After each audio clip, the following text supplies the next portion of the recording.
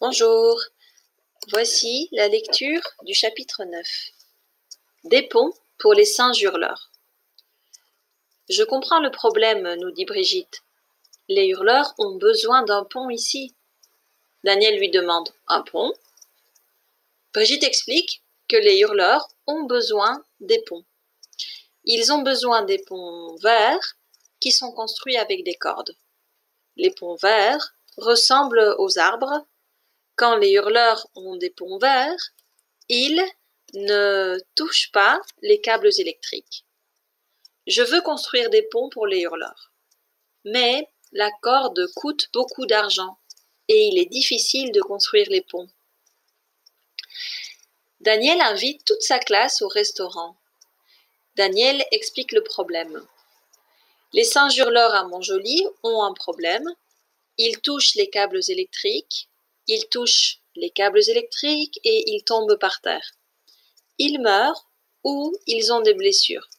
C'est très mauvais pour les hurleurs. Tous les élèves parlent du problème. Daniel n'aime pas parler devant trop de monde, mais il veut expliquer à toutes les personnes du restaurant pourquoi ils ont besoin d'argent pour construire des ponts pour les hurleurs. Daniel leur dit « Un bébé hurleur a failli mourir ici. Il a failli mourir parce qu'il a touché un câble électrique. Les câbles électriques posent des problèmes. Ils électrocutent les hurleurs. 3 hurleurs sont morts ici à Montjoly en une semaine. C'est un problème très sérieux. Nous avons besoin d'argent pour les ponts. » Le père de Daniel dit « Le restaurant peut donner de l'argent pour un pont. Et les élèves peuvent construire les ponts, dit la prof de l'école. Victoria apporte au restaurant de la corde pour un pont. Elle apporte de la corde, pour enseigner aux élèves comment construire un pont. Elle enseigne aux élèves comment construire de très beaux ponts.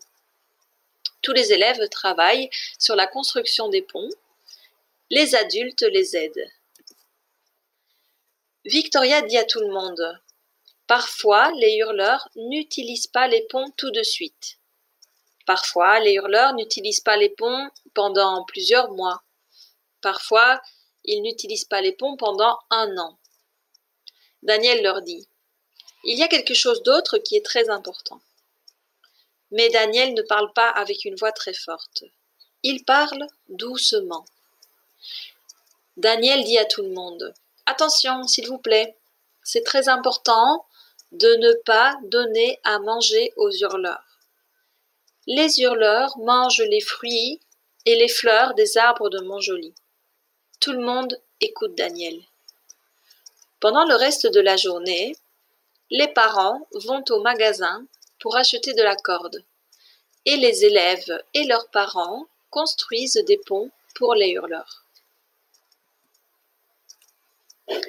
Voilà, fin du chapitre 9.